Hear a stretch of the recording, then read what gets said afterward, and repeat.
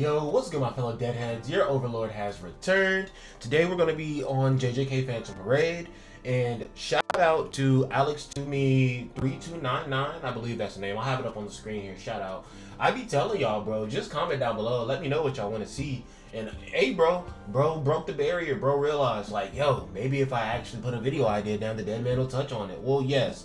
So I was asked, is it worth summoning for Sukuna or Geto? Sukuna or Geto. And honestly, since we're talking about it, I want to go ahead and throw Yuji into the mix as well, because I feel like Domain Expansion Gojo is a no-brainer for anybody, realistically. I'm going to make a separate video just talking about Domain Expansion Gojo and just Gojo in general in the game, and special grades too, I guess, because it really does feel like special grade characters all just like dictate the entire flow of the game, and you'll see what I mean by that maybe a little later in this video. But yes, should you be summoning for Yuji, Geto, or Sukuna? I am going to, I guess, vaguely go over their kits, because I've gone over their kits like a million different times. More so, I'm just going to be comparing them to other characters and seeing how they stack up against other characters and seeing if it's worth your cubes. But if you guys do enjoy videos like this, you can go down below, you can destroy the like button, you can also subscribe, hit the notification bell so you can get notified every single time the dead man drops a video for you, and comment down below. That is why this video came to be, so maybe your video could be next. But let's get right into it. So I'm actually going to start off with Yuji. Now, what I will say is, should you be summoning for Yuji? I think this one's a very clear-cut answer. If you already have Hidden Inventory Gojo, maybe lay off. If you don't have Hidden Inventory Gojo, I would say maybe go for the summon. I was being told by Rain that in the newer floors of the tower on the Japanese version, floors 61 through 80, like some of those floors are super tough. And one of the things that makes those floors like super tough is the fact of, you know, some characters are have damage reduction against ranged attacks, which all of a sudden makes characters like Nobara, Hidden Inventory Gojo, you know, not obsolete, but they're going to be doing damage a lot slower than a physical DPS would be doing. And with Black Flash Yuji having his kind of like skill setup where he can use his ultimate and do like double attacks in one turn, he can get a lot of damage out really fast. I don't know that this yellow Nanami would be a good enough alternative, a good enough replacement for him. I mean, I think the yellow Nanami is good. I've read his kit a million times. I have not seriously used him just yet, but that's because I'm saving up my materials so I can work on the characters that are more important for the celebration first, but then I'll circle back around and start working on a bunch of characters, because I realistically feel like the next character that I summon for after Anniversary personally might be Geto. But besides that, that's a special case for me though. But besides that, I'll probably be summoning just for like Shoko or something like that, who's obviously not a DPS. She's going to be more of a support, buffer, healer type of deal. But I'm going to just kind of vaguely go through these other attackers real quick and kind of see, you know, do any of them stack up to Zone Yuji? You know, if you have an option, like maybe you have Yellow Nanami and maybe you have him max dupes, maybe you have him, you know, all level 10 skills and fully grade up, and I don't know about a Phantom Seal, that's kind of crazy, but even still, maybe you have him to that degree worked on.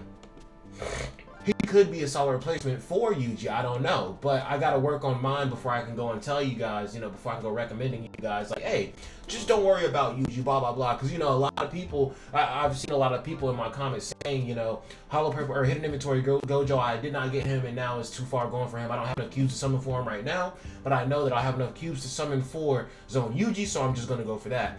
And yes, Megumi is a DPS as well, but I feel like his damage is solid, but just, you know, Zone Yuji is just going to be better. Let's go ahead and pull this man Megumi up as well and just kind of take a look at it. So guys, I kind of breezed back over Yuji's skills just to kind of like refresh myself with how like big the damage is on each one of the skills. So the damage from the Nami skills, like the percentage wise, it's literally not even close. Like it's nowhere near comparable to Yuji's damage. So just in that right alone, I don't think that this Nami is going to be a sufficient enough replacement. Also, he's a combined attacker, which he still gets in for like taijutsu attacks, which are non-ranged attacks, which, you know, would work against some of those higher floors and everything. But like I said, his damage literally is not going to be the same as Yuji's. So maybe you do something for Yuji. I mean, if you have the right comp, I feel like if you have good enough buffers, you can make any character look, you know, somewhat decent. But The gap between this Nanami and Yuji is pretty wide, I would say. And you know, these other characters, like Mekamaru came out before or after Nanami. Honestly, they came out in like the same era, so they're not really going to be too much better or too much worse than each other, I feel. And plus, this Nanami does not have like an SP update at all yet, which he could get an SP update and be somewhat comparable to Zone Yuji, because Nanami, I feel like, is really like the introductor of Black Flash for real. Because whenever Yuji starts popping off with them Black Flashes, they're just like, yo, Nanami's the world record holder. So, you know, I feel like the Black Flash King before Yuji was, well, honestly, they called Yuji the Prince of Black Sparks in the manga. The Prince. I feel like Nanami was like that Black Flash King for real. When the selected enemy has weakness to yellow type, increases on damage dealt by 10%. So, obviously, Zone Yuji is going to work in a lot more different places because he has, one, more raw damage flat out, but also this Nanami works better against enemies who are weak against yellow. So again, Yuji is going to be a better Yuji is going to be in a better overall. I was trying to decide between overall and all around option, but Nanami is still somewhat of a decent option, but he's just not going to be hitting like Yuji. But I would say that kind of like Dokkan, whenever a character drops in Dokkan, you're kind of like, even if they're kind of bad, you know, they'll get an easy A in the future, and with the easy A, then they'll be somewhat feasible. And now they've even introduced things like super easy A's, which makes them even better. Now, sometimes it's kind of like, some characters are just kind of beyond saving, I guess, in the eyes of Bandai Akatsuki. But, you know, for the most part, easy A's and super easy A's typically do a pretty good job of bringing relevance back to a character. So, keep in mind, guys, Dokkan waited about a year. It was after the first year, before the second year. They waited that time range to introduce the hidden potential system, which would perfectly reflect the SP system in JJK Phantom Parade. So guys, I do not believe that this is the end-all be-all system for upgrading characters. It feels like sometimes in games like this, people do look at their characters, their content that they're releasing, and they realize like, oh man, maybe we did not make these characters strong enough. Maybe we were holding back when we were creating these characters. Let's give them a little more oomph, right? That's what the SP Hidden Potential update is. Because as soon as a character comes out, they already have access to the SP system. The only thing that they're really waiting for is like a skill to get buffed and an extra passive to be added on. So I do think that characters have even more relevance than we think, because not only are we waiting for all the characters to get their full SP buffs realized, which I think that we will get to a point that characters are still, or newer characters are getting SP buffs that may be just released, until we get to a point where characters are just releasing straight up with a full SP system, you know, a skill to buff, you know, an extra passive to build into their kit. But for now, that's not the case, so that has a big asterisk on it. Let's look at a few more characters in the yellow department and see if Yuji really is worth that summon. And guys, I'm going to say, these Yuji summons, if you have 150k cubes, I think this is worth it. Because Gojo does come first. And I'll be real, Gojo definitely come out before Yuji's going. So even if you wanted to wait for Gojo first, summon for him, and then double back and then summon for Yuji. Because Yuji's going to be out for, if you go to the actual website, it tells you when Yuji's coming out. Yeah, guys, you can see right here, actually, from this like little kind of like teaser art, they already showed that Yuji's banner is going to be out from the 2nd of May to the 26th of May. That's going to be this Friday coming up, actually. So, Yuji's going to be out for like 3 weeks and 5 days, no? 3 weeks and 3 days, 2 days, something around that range, right? So, Gojo is definitely going to be coming out probably a week after Yuji or some shit like that. So you will have an opportunity to summon for Gojo first, because that is the more important pickup. Then you can come double back and get Yuji later. But let's keep taking a look at some of these characters. We have Mekamaru here. Mekamaru is also a combined focus type of character. Melee taijutsu damage. Let's see, after his adjustment. Yeah, damage not comparable to Yuji. Let's see this one. This Mekamaru has a counter. I didn't even know that. He's okay. So this Mekamaru is more of like a breaker, which like he has an SP potential buff. Let's see. Yeah, bro. I mean, no matter how I look at it, no matter how you cut it, these characters just ain't stacking up to how much Yuji's doing for real. Like damage wise, just straight up raw damage. Yuji takes the cake every damn time. Every time, look. Let's see. Yeah, not even close. SP potential update, increases break damage by 300%, 900, 600. So this is somewhat comparable right here, actually, because Yuji's damage is like 1500% on his ultimate. It's fully taijutsu, but this one's still a melee kind of like combined damage type of deal. So maybe Mekamaru can reach those levels because he already has his SP buffs. maybe with SP buffs. But this isn't like a, yo, work your hardest to pick up a copy of Mechamaru. This is more like a, if you already have Mechamaru. But even still, Yuji's damage is still going to be better. But Mechamaru might be an excellent breaker, so another one of your DPSs can shine. But again, we do need like melee DPS. Like, it seems now that we need to make sure that we have a melee DPS and a ranged DPS in each color at this point. The days of having one really strong DPS just ain't gonna cut it anymore. Fushiguro is also a combined focus type of character, but most of his stuff is melee, and like I said, Fushiguro is a good DPS, but I feel like you're more so using him in the support category. Like, if you actually look at Fushiguro's percentages, they're maybe not the craziest, and this is ranged, by the way, so the ultimate's not going to hit too hard, but it still has that good chance to stun, and you still get the debuff on his skill 1, which makes it so that enemies take way more damage, so that could be really good, especially considering that this man has not seen an SP update at all yet. So we could see that in the near future. It might be a little bit later. Incomplete Domain Megumi was one of the first characters. I would say if you have Incomplete Domain Megumi, that Yuji might be an asterisk kind of thing, because I feel like this Megumi might become really incredible. Like, he's still relevant today. So once he gets an SP buff, he might become really incredible. And they might try to cheese it out, wait it out a little bit, just because he maybe doesn't really need anything buffed on his kit just yet. But even still, they could do whatever they want. You know what I'm saying? Billy has shown us time and time again that they're going to do whatever they want. All in all, I'd say maybe still summon for Yuji, actually, if you don't have hollow or hidden inventory Gojo. I have hidden inventory Gojo, I have this Megumi, I have Nanami. I'm personally going to try to make that combo work in the later content and everything, just see if I can't get all those characters to supplement each other properly. But you also got to think about the fact, you know, I have Yellow Yaga, I have Rare Kaito, I have decent enough pieces around the DPSs that I'm going to be using to make them work out. Now, let's jump over and talk about Sukuna and Geto. I feel like that one's a little bit easier to break down. So I just want to pull this entire list of characters up right here. I'm just going to go ahead and say, I think you should summon for either Sukuna or Geto. Probably not both of them. Me personally, I want to summon for both of them because the only notable blue characters that I have are Gojo, Momo. That's it. Gojo and Momo. I mean, I have Fushiguro, but like, who cares? I don't have Blue Yuji. I don't have Blue Inamaki. I don't have Miwa. I'm not summoning for Miguel. You know, I don't have Nanami. I don't have Kamo even. I have Jogo, who has a little bit more relevance now because of his SP buff.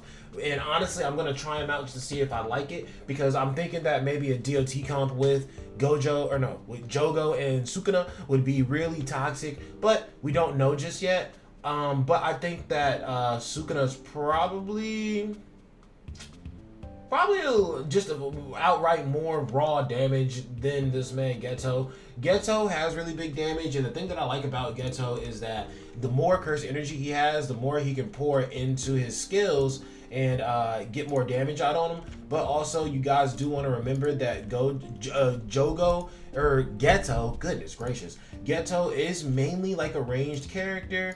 Sukuna is a highly ranged character as well, but he does have some taijutsu in, and his taijutsu skill it's decent. But like, honestly, they're probably equal in that regard, because this man has one taijutsu skill, Sukuna has one taijutsu skill. Everything else is like ranged cursed energy type skills on those characters. Sukuna's damage is outright just going to be way more. I have been hearing that maybe Sukuna is kind of falling off in the newer floors of Tower, but again, this is a game where defense is not a stat, and DPSs are going to be really squishy. So I don't know. Maybe, and I don't play the JP version anymore, so I cannot really speak on it, but maybe Sukuna's not falling off. Maybe the buffers around him need to be worked on a little bit more and do a better job of keeping him alive and whatnot. Not 100% sure, but I do want to get into it and test it out myself. For now, I would probably say still summon for Sukuna. Geto, if you summon for Sukuna and you get him really early in your rotation, and you want to pick up Geto afterwards, maybe, because Geto's SP buffs, not SP buffs, Geto's balance adjustments are really good. When he gets an SP buff, he will be very diabolical, but so will Sukuna. You see, everything now becomes when they get SP buff, you know, who knows what's going on. And since this man doesn't have his SP buff at all, I would say either one of them are worth summoning for, probably. But I would say if you get Sukuna really, really early and you still have a bunch of cubes left over, maybe go for Geto, just to see if you can get the cherry on top. If you summon for Sukuna and it eats up all of your cubes, do you really have an option to summon for Geto anyway? But I think that Zone Yuji is worth it if you don't already have a good system of DPSs already, or at least even if you have decent DPSs. If you do not have a solid system to support those DPSs and make them hit to the levels that they need to, then you probably need to get it. I'm literally stuck on the floor of Illusory Tower right now, 452, because I do not have Toji at all, and I have Yuta, and it's not even honestly a stage where range damage is weaker than melee damage. Toji is literally just like a bit tankier than Yuta. And I have Red Yuji, and I'm trying to make it work with Red Yuji. So you can use the not most premium option to still get stuff done, but the not most premium option is really gonna have to be like maxed out, you know, extra dupes and stuff like that. I feel like Sukuna and Geto are really good top tier options, honestly, for damage dealers in the blue department. But I mean, like, look at this list yourself and tell me who else do you see right here who is touching the levels of damage that Geto and Sukuna are going to be touching. I mean, there is the other caveat that everybody was allowed to pick up a copy of Gojo for free, and honestly, I feel like maybe a lot of free-to-play players probably have Gojo 5-star at this point, or something like that, or at least like 2-3 stars, something like that. So this man can still do some decent damage before he is sent away out of battle in his 7 turns. And we never know what a Gojo SP buff could look like. We could get a skill upgraded, we could get a new passive added on, we could get an extra turn on his urgent business count. We never know. But I'd say keep your eyes open. I say Sukuna or Geto, probably not both Sukuna and Geto. I'm probably going to end up doing that, but I also feel very, very, very confident in my summons. So the dead man is going to unlock the dead man's cadence and get exactly what he needs. And plus, I'm pretty much going off of summoning pretty much after I summon for these anniversary characters in Geto anyway. So after that, I'm going to be saving for a little while anyway, probably until the first anniversary for the global version. And honestly, like I said, the only thing that I'll probably summon for beforehand would be like Shoko, because I think she's a really incredible buffer. But Zone Yuji, should you guys summon for? Yes, if you absolutely have no other option. I mean, honestly, this is all if you have absolutely no other options, because like Blue's DPSs are not that crazy. Like I feel like Red is probably the most well thought out category in this game. Blue and green and even yellow, you know, they're just not fully developed there yet. But, you know, they definitely will get there. They're trying to sync up the games right now, so they're going to take their time and make sure that they get all the stuff synced up, and then that's when they'll really let loose and really go crazy and really start showing us some crazy, crazy characters. But if you guys did enjoy this video, go down below, smack the like button, hit the subscribe, hit the notification bell. Also, comment down below and let me know what else you want to see. But remember, the dead man does love you. Peace out.